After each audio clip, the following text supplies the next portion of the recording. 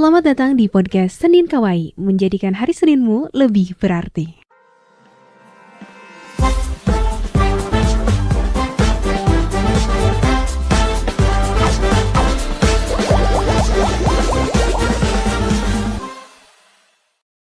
Selamat datang di Senin Kawaii, membuat hari Seninmu lebih berarti. Ketemu lagi bareng Indah di Februari. Nih udah masuk bulan kedua 2024. Gimana guys? 2024 2025. Ada belum move on dari 2024. 2025 gimana kabarnya Nad? 2025 ya? Kayaknya apa ya, awal tahun 2025 tuh bulan Februari gak sih? Soalnya Januari kayak slow motion banget. Januari tuh banyak hal yang terjadi di luar praduga kita gak sih? Iya. Kayaknya kita flashback Terus aja dulu deh. Lama banget ya. Kayak ngerasanya lama banget. Terus kayak banyak hal, kayaknya bukan hanya aku sih, banyak hal yang merasakan ina sih berat banget ya Januari. Ternyata lihat postingan-postingan orang quotes di sosial media juga ternyata ngerasain hal yang sama ya. Ada apa dengan Januari, dan semoga ini Februari kita banyak kabar bahagianya deh ya. Karena Februari ini identik dengan cinta. Iya. Bener gak sih? Karena kalau orang-orang yang merayakan itu ada hari Valentine, tapi kalau aku nggak merayakan sih. Kalau Nat merayakan nggak? Kalau dalam agama aku ya nggak boleh kan sebenarnya. Iya emang nggak boleh kan dalam Islam. Cuman kita coba untuk melihat tentang bahasan cinta. Ya nggak bahas tentang Valentine juga sih gitu, tapi kita bahas tentang cinta. Karena kalau sekarang tuh ngelihat fenomena-fenomena sekarang, banyak banget orang yang bunuh diri karena cinta.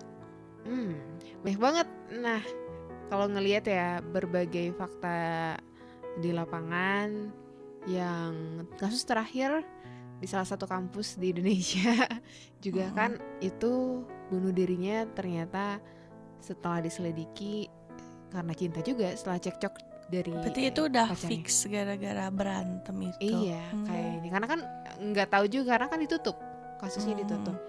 Itu artinya berarti bahasa tentang cinta itu bahasan yang berat ya. Kenapa sih kalau menurutmu kenapa sih orang tuh bisa bunuh diri karena cinta gitu? Aku kadang nggak make sense ya. Aku sebagai orang yang nggak punya pasangan. Kalau ini sih lebih kayak pribadi masing-masing ya. Mungkin orang itu tuh merasa kalau dia tuh kesepian yang pertama, dan dia tuh mikir emang beda sih Indah ya, menurut aku dekatnya teman sama dekatnya pasangan itu beda. Bedanya? Jadi kalau misalnya pasangan itu bisa jadi apa ya, teman kita kemana-mana nih. Nah, kalau teman tuh pasti ada kesibukan lain juga gitu. Jadi yang benar-benar melekat sama kita itu namanya pasangan. Jadi kalau misalnya dalam pribadi aku ya, aku tuh jarang banget cerita orangnya sama temen, tapi sama pasangan aku pasti diceritain gitu apa aja gitu. Jadi ada apa ya, rasa kenyamanan juga. Nah, ketika orang itu kayak gak punya teman dekat atau terus gak punya pasangan, nah dia tuh pasti bakal kesepian gitu. Dimana kalau misalnya pasangan dia bakal hilang atau menjauh atau berakhir, dia tuh kayak merasa apa ya, belahan jiwanya hilang gitu. Mungkin ya itu juga kalau misalnya menurut gambaran aku kayak gitu. Jadi mungkin dia kayak udah apa ya, udah gak ada semangat hidup bahasanya. Karena yang apa ya, yang bisa nemenin dia, yang bisa ngasih support dia tuh udah nggak ada gitu. Iya, karena merasa udah nyaman, ada tempat pulang, tempat cerita. Tiba-tiba putus kan ya. Iya. Serasa belahan jiwanya. Makanya kan hilang. Katanya life after break up itu katanya berat banget ya katanya. Aduh, iya. Dan kadang ini sih ya beneran, kalau misalkan ya ibaratnya kita juga kalau punya teman ya, teman deket banget yang barangkali yang belum punya pasangan, yang kita cerita sama dia, tiba-tiba dia pergi gitu ya, atau misalkan dia merantau nggak di Bandung lagi, kan kita juga sedih ya. Iya. Apalagi pasangan yang udah deket banget dan kayak perangko. Beda kan misalnya udah nikah nih konteksnya. kita punya suami dan apa-apa tuh pasti suami harus tahu gak sih apa yang kita alami, terus masalah kita apa aja, masalah dalam rumah tangga juga kan sama-sama menjalani. Sedangkan kalau misalnya kita cerita ke sahabat kita nih, sahabat dekat tentang masalah rumah tangga kita tuh kayak terlalu terlalu terbuka deh. Masalah rumah tangga itu kayak gak etis aja gak sih. Jadi kayak ya pasti kemana-mana sih lebih melekatnya pasangan gitu. Ada keterbukaan juga ya. Dan sekarang juga kalau ngomongin cinta, banyak banget kalau ngomongin konteksnya pasangan ya, di sosial media bukan hanya tentang kasus bunuh diri sih yang banyak, kasus KDRT juga banyak. Serem ya. Kasus perceraian, KDRT-nya kemarin juga yang terakhir tuh ada yang biasanya kan yang KDRT tuh cowok. Ini mah cewek yang KDRT cowok. Istrinya. Iya kan? Aku kadang suka mikir, mereka kan menikah karena cinta, kenapa kok bisa berani mukul dan lain sebagainya gitu. Kalau menurutmu gimana, Nat? Kata aku ya itu ada gangguan mental juga gak sih? Soalnya menurut aku kayaknya sih si ceweknya tuh stres, gak tahu entah apa, mungkin ngelampiasinnya ke pasangannya, atau enggak pasangannya tuh bahasanya gak ngertiin si ceweknya lah. Jadi dia tuh kayak emosi, gak bisa ngontrol emosi dia, terus jadi aja KDRT kayak gitu. Iya sih ya. Jadi lebih kayak stres juga sih menurut aku ya. Kayaknya sampai berani gitu ya. Kan perempuan tuh identiknya dengan kelembutan. Itu sampai beneran bonyok gitu. Kuat ya. Dan cowoknya juga nggak tahu sih aku skenario atau kronologisnya kayak gimana ya. Nggak tahu cowoknya emang buat salah atau gimana, nggak tahu ya. Itu jadi kayak banyak hal sih kalau ngomongin tentang cinta mah memang nggak ada habisnya ya, Ned ya. Tapi menurutmu kalau ngomongin tentang cinta, definisi cinta menurutmu tuh sesederhana apa sih, Ned? Apa ya? Sebenarnya kalau cinta itu banyak gak sih macamnya, kayak cinta ke pasangan, cinta ke keluarga, cinta ke teman. Mungkin sekarang kita lagi bahas pasangan ya. Rasa cinta itu dimana masing-masing gitu kayak gak mau saling kehilangan mungkin menurut aku. Terus kayak pengennya tuh selalu bareng-bareng terus, sama dia tuh kayak sefrekuensi sama kita gitu gak sih? Jadi munculin rasa cinta di antara satu sama lain gitu. Berat gak sih, Nan? Aku kadang suka mikir ya, orang-orang yang misal punya pasangan sebelum menikah dan lain sebagainya. Kadang ada juga orang-orang yang posesif. Ya kan? Biasanya orang-orang yang punya pasangan tuh kadang kayak kita tuh pengen dapat kabar terus setiap harinya. Kalau kamu kayak gitu gak, Nan? Aku kayak gitu. Awalnya sih iya kayak gitu, namanya misalnya masih baru-baru nih apalagi hubungannya. Terus kayak untuk usia aku sekarang 20-an itu tuh bukan suatu kayak itu tuh terlalu ngekang gak sih? Soalnya di usia sekarang tuh pasti masing-masing punya kehidupan kan, punya kesibukan masing-masing. Jadi kayak terlalu posesif, kayak harus stay di room chat bahasanya. Terlalu berlebihan sih kata aku. Walaupun terkadang aku juga suka kayak, kok kamu balasnya lama sih gitu kan. Iya kan? Nah iya, lihat dulu sih kayak pasangan kita emang lagi ngapain gitu sampai balasnya lama.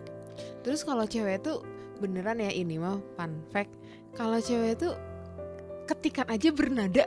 Iya bener. Kayak kan kalau cowok bacanya pakai nada. Iya, kalau cowok jawab iya aja tuh kan ya biasa udah, kan iya. Gitu kan. Kalau cewek tuh kayak ya kan harus pakai A-nya tuh panjang. Iya minimal 2. Iya gitu kan. Dan emang nggak tahu ya, kita emang selalu bacanya bernada, sensitif.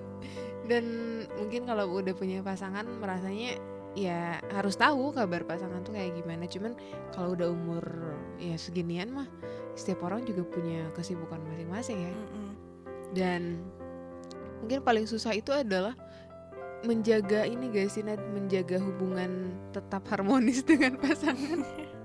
Karena apalagi kan ya sekarang tuh banyak juga kan kasus selingkuh tuh banyak.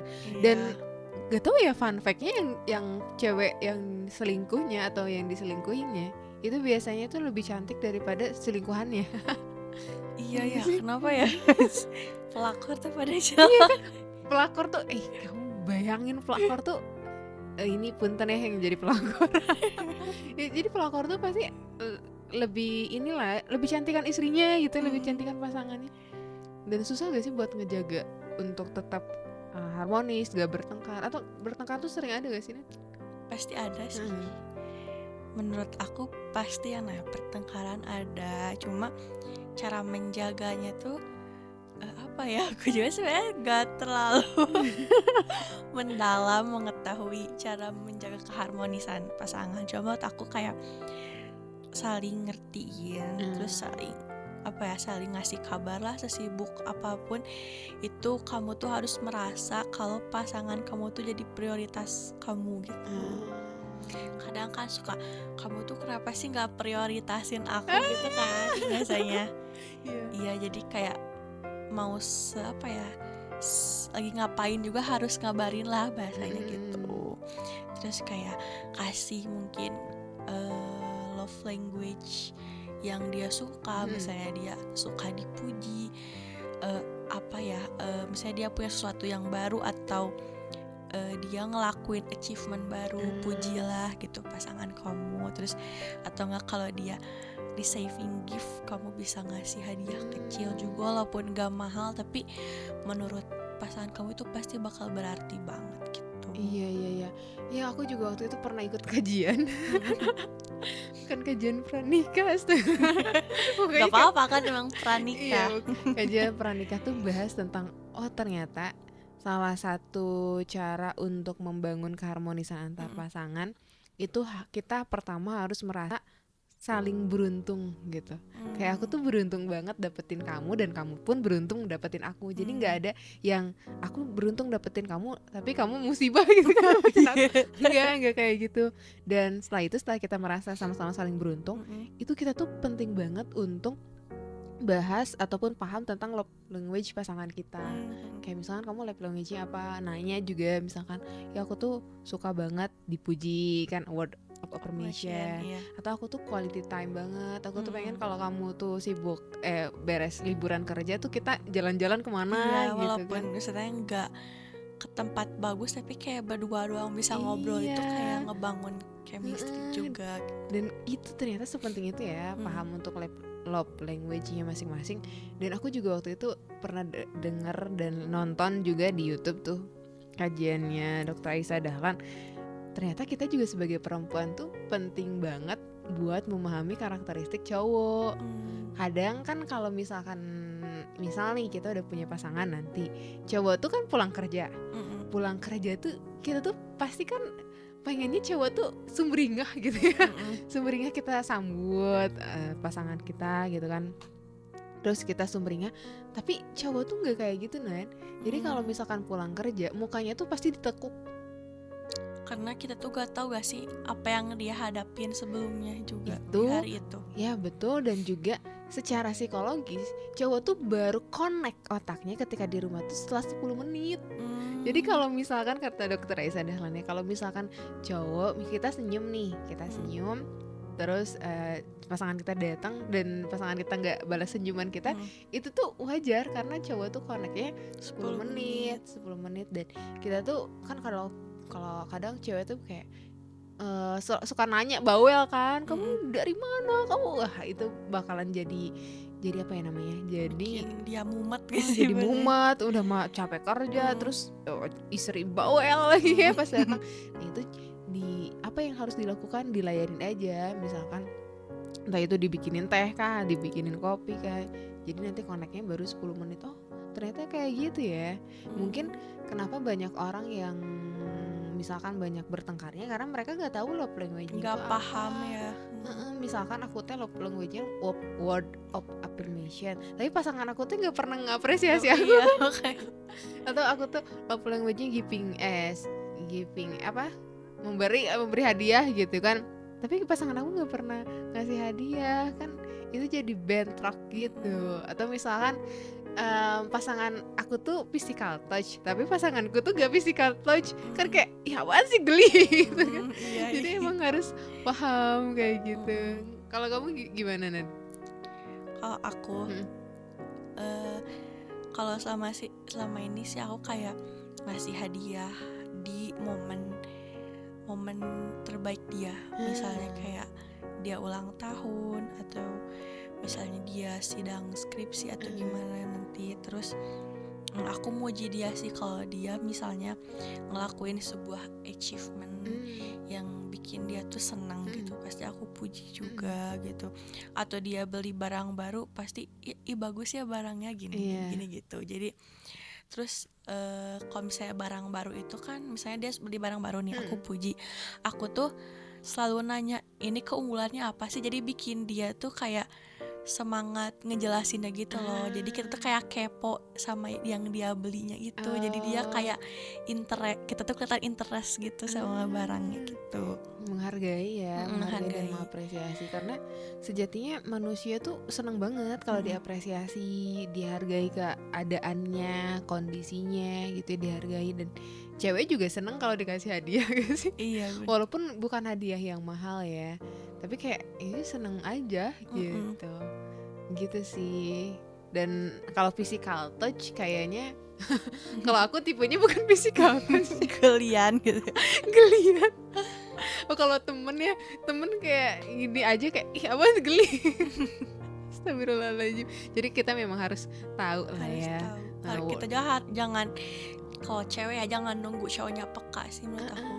Kita harus menjelaskan. Itu dia. Itu gak sih, aku tuh senang kalau misalnya kamu tuh ngasih coklat ke aku misalnya gitu. Atau aku senang deh kalau misalnya setiap bulan tuh kamu ngucapin anniversary ke aku misalnya gitu.